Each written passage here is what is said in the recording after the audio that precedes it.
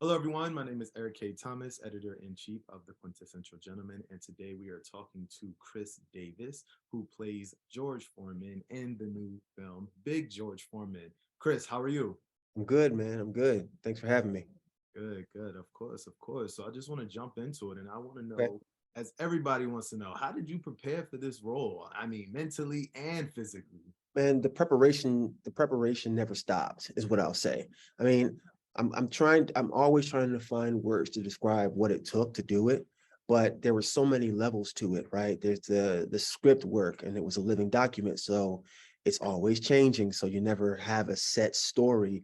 So you kind of having to go with the flow with that. And then there's the dialect work, and then there's the emotional integrity that you got to put into each one of the decades and each one of the scenes that you're doing. And then there's the boxing, then there's the exercising for the boxing, and then there's the style of fighting that, so it just goes on and on. And then there's the conversion, and there's the preaching, and then so it was always happening. The preparation, it never stops, man. Right, right. So, what was it the first time you actually sat across from George Foreman? Because I know for some of your research, you actually had time to speak with him, right? Yeah, I mean, I went to see him in Houston, and you know I had never met somebody of that magnitude before. This is Mr. George Foreman. His legacy is minted in history, period. you know uh So when I was sitting across from him, I was just in awe, and I forgot to speak because I was just staring at him as he was talking. I just couldn't believe that I was sitting across from Mr. George Foreman, you know? And I just, something in the back of my head was like, Chris, you got to ask the man a question. So, I was trying to find things to say, but what can I say? I just wanted to let him speak, and I just wanted to absorb everything that he had inside of him. Sure. And talking about another icon, you were playing across from Mr. Forrest Whitaker. How was that? It was incredible, man. Working with Mr. Whitaker and people of that caliber, it's just, it should be a class. You should learn something from that. And I did, man. From the moment that he started speaking in our scene, I was in class, man. So, the film, really focuses on like a lot of choices and, kind of the choices that you make to go where you need to go. But how important do you feel is it to be, like assertive and committed to your journey, regardless of if people think you should or you don't have that kind of support there? I think it's key to stay committed to your journey. I think that it definitely has its ups and downs, that kind of commitment and that kind of focus, because you're going to sacrifice a lot.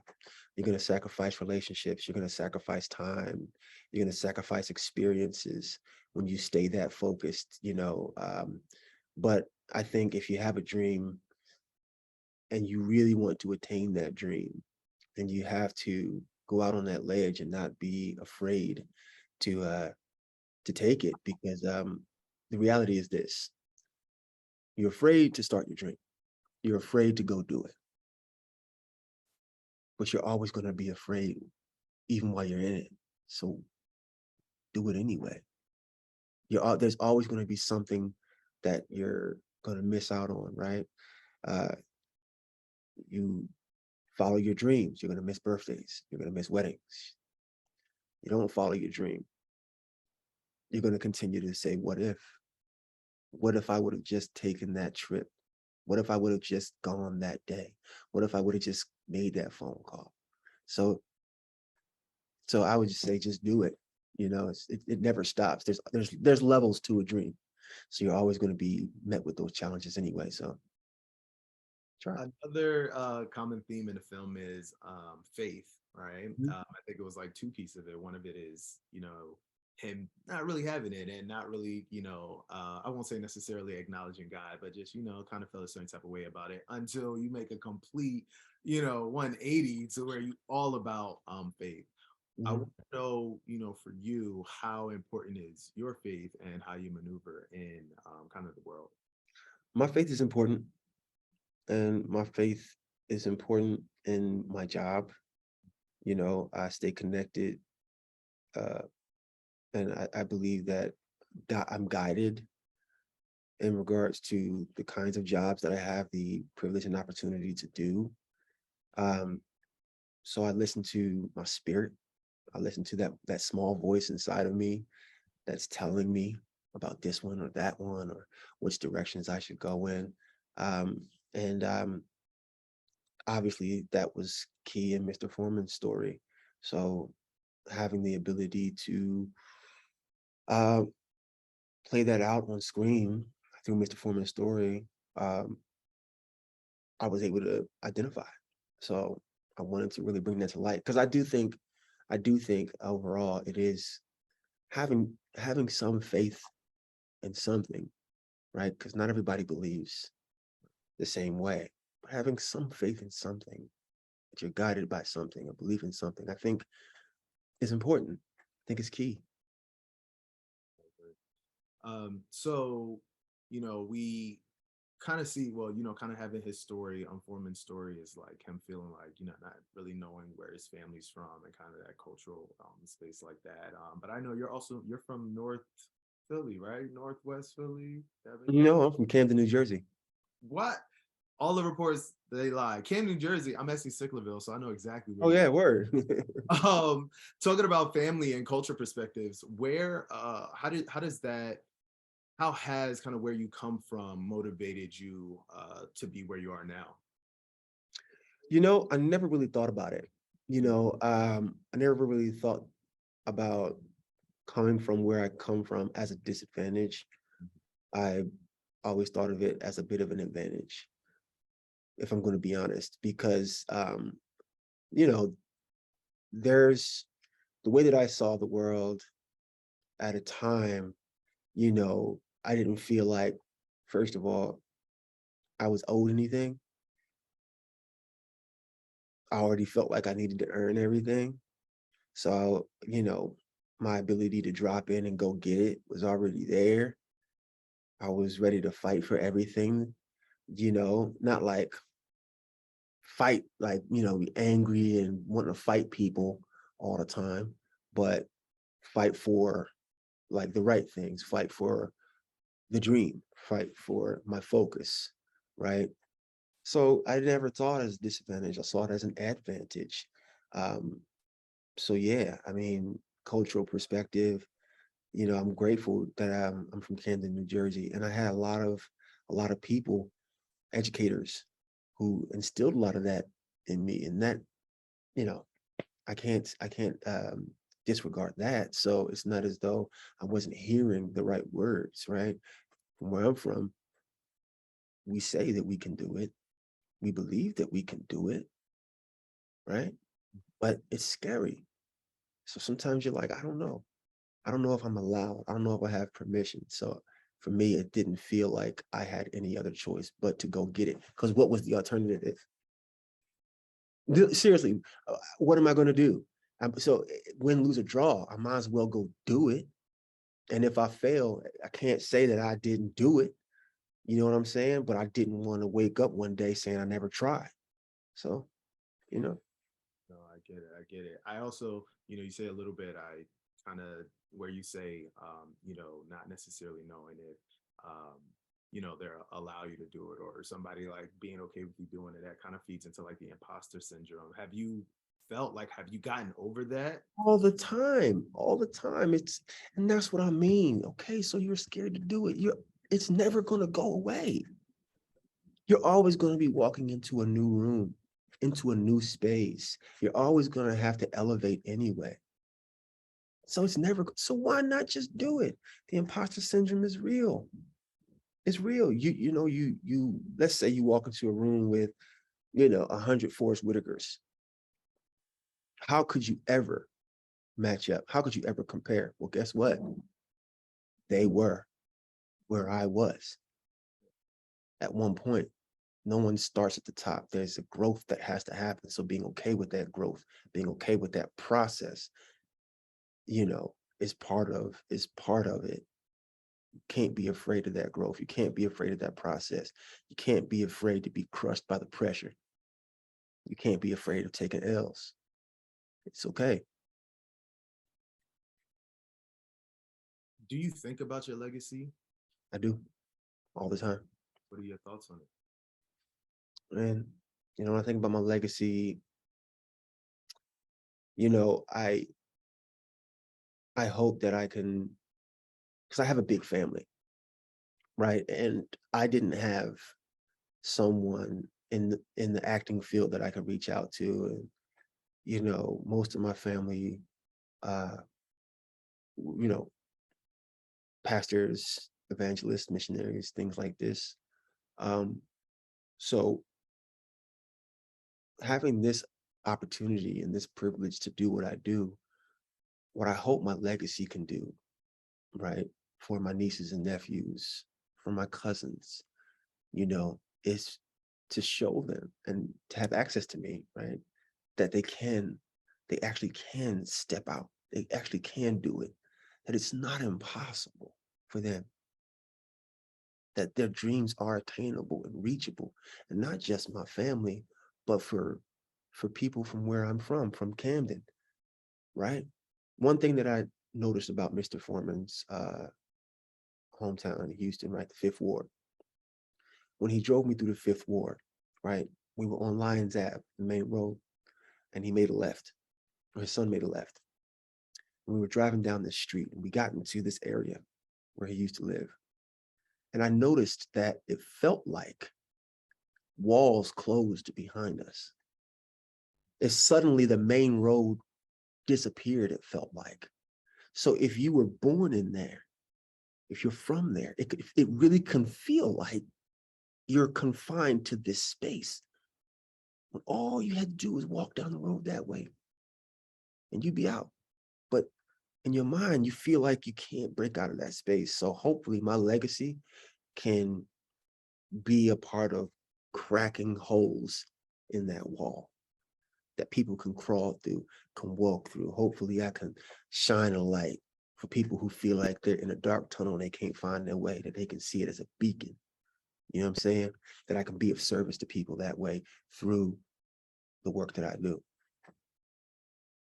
So going to the topic about the sport of boxing, Mhm. you know, you see boxing, you hear about it, it's a lot rage and anger. Mm. And part of me feels like there's a different side of it that we don't know and only true boxers are aware of. Is that true? Yeah, I mean, you got to sell fights, right? And a part of it is uh, you have to have the ability to compartmentalize your feelings in order to get in there and do what they do.